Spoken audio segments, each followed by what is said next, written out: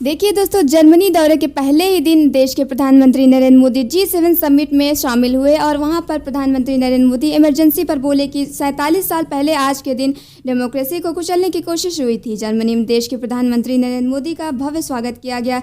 G7 के 48वें शिखर सम्मेलन में शामिल होने के लिए जर्मनी के म्यूनिख में अभी विदेश दौरे पर हैं देश के पीएम।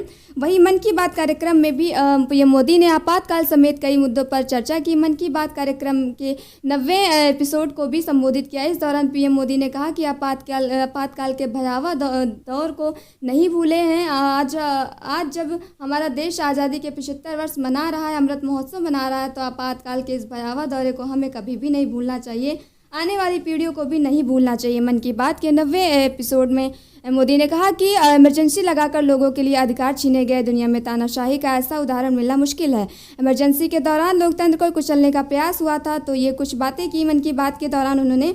वहीं जर्मनी में भी पीएम मोदी ने इसको लेकर बातचीत की और कहा कि भारत में अब चलता है होता है इस तरह की मानसिकता को छोड़ दिया है, अब करना है का संकल्प लिया है हमारे भारत ने। जर्मनी म्यूनिख पीएम मोदी ने भारत को बड़े ही गौरवपूर्ण अंदाज के साथ संबोधित किया।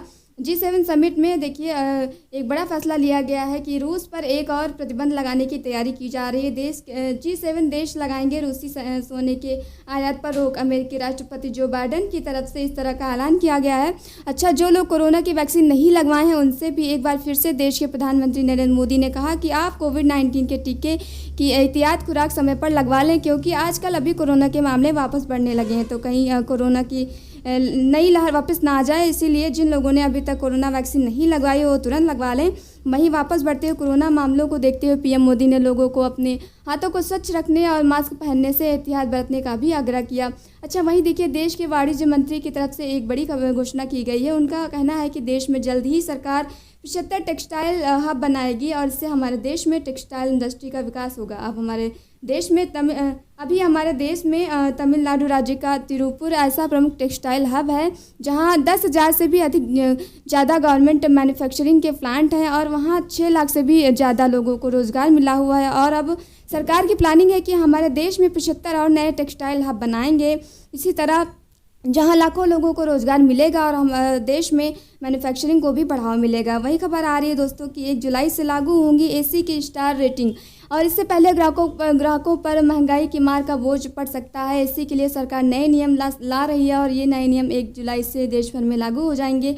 और वहीं देखिए बड़ी खबर, राजधानी दिल्ली में अब होटल में ठहरना, रेस्टोरेंट में खाना खाना और भी ज़्यादा महंगा होगा। एनडीएमसी की तरफ से ट्रेड लाइसेंस की फीस को बढ़ा दिया गया है। एनडीएमसी यानी नई दिल्ली नगर पालिका परिषद की ओर से होटल, बार, गेस्ट हाउस समेत अन्य कॉमर्शियल स्थानों की सालाना ट्रेड लाइसेंसिंग फीस जो होती है ना, उसमें बढ़ोतरी कर दी है और सर्वाधिक बढ़ोतरी 5 स्टार रेटिंग की जो होटलें हैं उनके लाइसेंस फीस में की गई है। अच्छा, अगला अपडेट देखिए दोस्तों, एयरपोर्ट पर सरकार इस तरह का नया टेक्नोलॉजी वाला सिस्टम लागू करने जा रही है कि फेस स्कैन होने के बाद आपकी एयरपोर्ट में एंट्री मिलेगी और इससे फ़ायदा ये होगा कि आपको एयरपोर्ट में लाइन में लगकर आपका आईडी प्रूफ और डॉक्यूमेंट दिखाने का झंझट खत्म हो जाएगा। 31 अगस्त के इस रोल आउट में राजधानी दिल्ली, बेंगलुरु, हैदराबाद, वाराणसी, विजयवाड़ा, कोलकाता और पुणे हवाई अड्डों में इस तरह की टेक्नोलॉजी लगाई जाएंगी, जहां पैसेंजर कैमरों का उपयोग करके खुद को वेरीफाई कर पाएंगे। जिस तरह से हमारे मोबाइल फ़ोन की स्क्रीन में हमारे फेस स्कैन से लॉक खुल जाता है, उस तरह से एयरपोर्ट पर जैसे आप फेस को मशीन में स्कैन करवाओगे आपको एयरपोर्ट में एंटर करने का एक्सेस मिल जाएगा। और वहीं देखिए बड़ी खबर,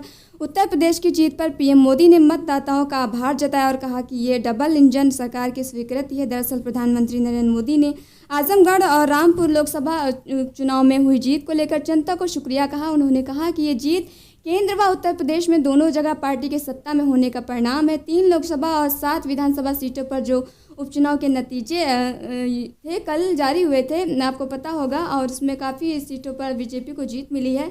अच्छा, अगला अपडेट देखिए दोस्तों, हरियाणा राज्य में सरकार एक नई योजना शुरू करने जा रही है, हर हित योजना, यानी कि हर जन का भला हो।